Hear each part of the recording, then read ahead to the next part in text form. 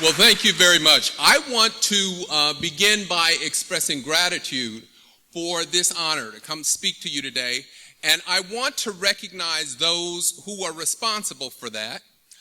No good deed goes unpunished, and it will not go unpunished today. The first of those is my law partner, Gary Barnes, who is a trustee, distinguished trustee of William Jewell.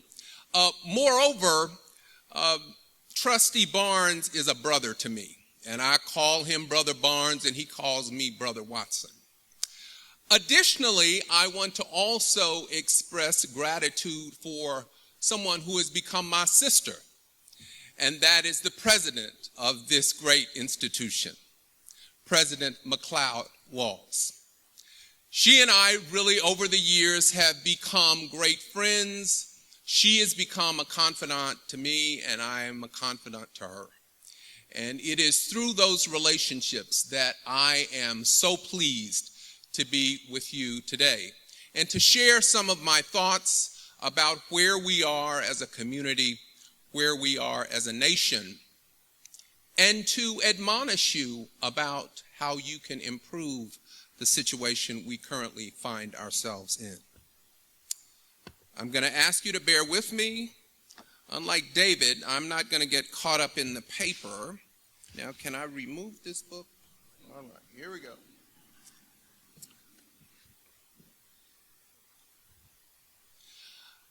I have been very troubled of late.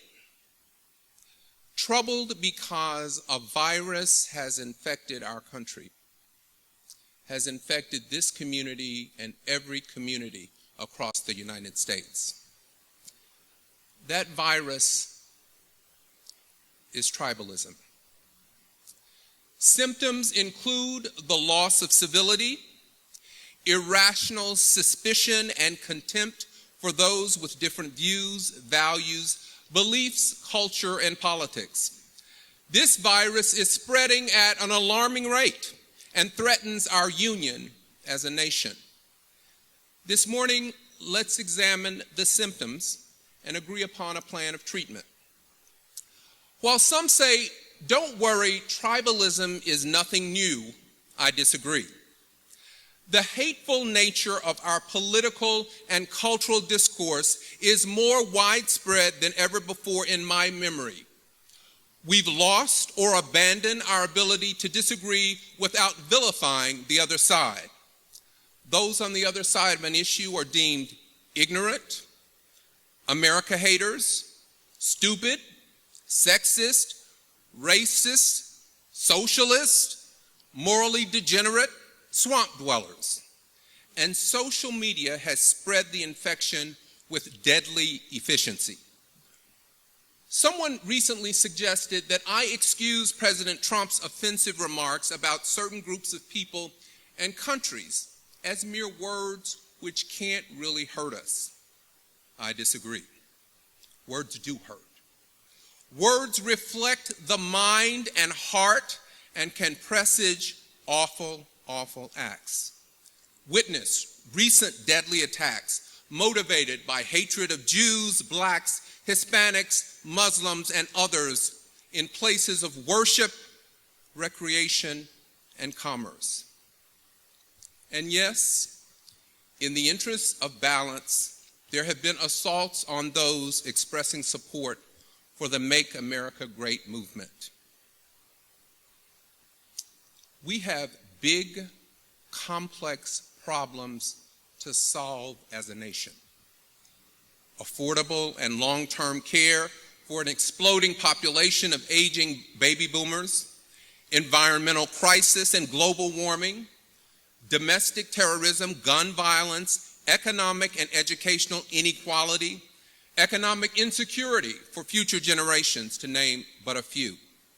Solutions to these and other critical problems will require unity and broad-based collaborations and coalitions.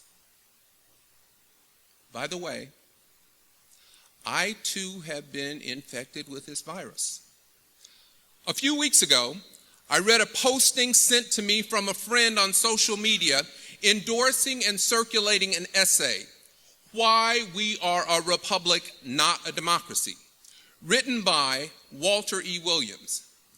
In a critique of recent arguments to abolish the Electoral College, Williams lavished praise on our founding fathers and lauded their wisdom in establishing our nation as a republic rather than a democracy.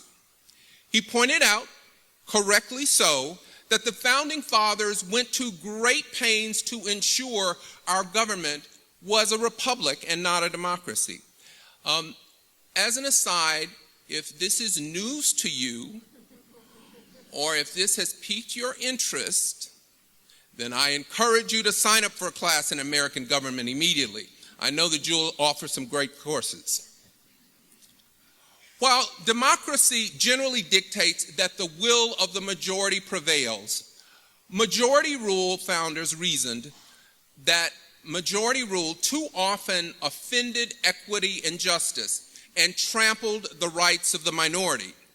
To protect the minority, the Constitution requires, for example, supermajority approval to change the Constitution and provides that each state, regardless of its size or population, gets equal representation in the Senate. Williams's essay, in tone and content, incensed me. I viewed it as yet another vile apologia from a member of the MAGA tribe. As a member of the anti-MAGA tribe, I was moved to lash out and posted the following. Let all those who believe the founding fathers and the documents they authored were flawless and above criticism or scrutiny stand with supporters of slavery, opponents of suffrage and other civil rights for women, and supporters of imprisonment of Japanese Americans. All policies construed as consistent with the Constitution. I, for one, will not be joining you. An overreaction on my part? Of course. Symptomatic of my own illness. I responded in a visceral and emotional way to what I viewed as the unbalanced and uncritical adulation of our founding fathers. Blind, uncritical, and unwavering support for an individual, group, or belief is yet another symptom, I believe, of tribalism. I once saw a great billboard advertisement for lawyers. It said, "In God we trust, everyone else we cross-examine." The tribalism version of that sentiment would be, "In my tribe I trust, everyone else I hate." My hypersensitivity to what I viewed as Williams's tribalism, which reflected my own tribalism, was caused by recent reflections on the 1619 Project, published in the August 18, 2019 New York Times Sunday magazine. The 1619 Project, which I urge each and every one of you to access, read, and study, is truly a public service. It serves as a revelation of our nation's shameful history of 250 years of slavery and its aftermath of a discriminatory treatment of the progeny of slaves up through today. The project, especially a brilliant and moving essay by Nicole Hannah-Jones with the New York Times, helped me evaluate more deeply and critically our founding fathers and the governing principles they crafted for our country. The virtues and, yes, indeed, the flaws. Critical assessment of our nation's history, including its founding, requires acknowledgement of the good, but also the bad and the ugly. Our founding fathers were indeed wise and virtuous in proclaiming all men are created equal and endowed by their Creator with the unalienable rights of life, liberty, and the pursuit of happiness. But flawed and hypocritical in intentionally and purposefully denying such protections to the same Creator's Black progeny. I give this background to clarify that while America was and remains great, Blacks were meaningfully responsible for its greatness, and this must be acknowledged. America's greatness, its economic prosperity, and exemplary democratic principles and policies, including free compulsory public education for all and protection of civil rights for all, was built on the backs of Black slaves and through the civic engagement of Black Americans after emancipation. Having examined the symptoms of our ailment, let's now more happily turn to a plan for treatment. You stand before me, a future generation of leaders. You are the cure. But you must be vigilant if you are to be effective in a plan I'd like to set forth before you.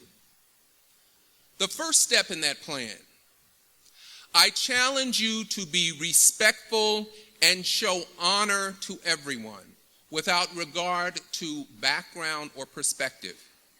Treat each person with the respect and dignity you expect for yourself. Speak up forcefully in opposition to offensive and insensitive language, even when the speaker claims to be joking. Second, when provoked or offended by something someone says or does, recalibrate, reflect, de-escalate. Find ways to express your opposing views in a way that will stimulate and further thoughtful discourse. Demonizing another person or calling him or her stupid or racist is no way to win them over. Next, and this should be music to the ears of every faculty member and educator in this room. Think deeply and critically. In formulating your views on politics, economics, social, and public policy, first study and seek to understand the issue. That involves studying history, studying world events, studying science, studying economics, studying social and political philosophy. Question assumptions and critique assumptions. First, your own, and second, everyone else's, including those you respect, including the esteemed faculty before you now. Remain humble and open to the possibility, notwithstanding your considerable brilliance and insight, that you may be completely and utterly wrong on an issue. Someone else instead may be right. Reject pridefulness and arrogance in yourselves and others. Continuous self-assessment or bias, both conscious and unconscious, will enable you to understand, empathize, and connect with individuals from different backgrounds and perspectives. Finally, become more inclusive. While most of you come from more homogeneous environments, college presents a unique opportunity to broaden your network of friends and connections. Take advantage of this opportunity. If you're someone from an urban community, connect with someone from a farming community.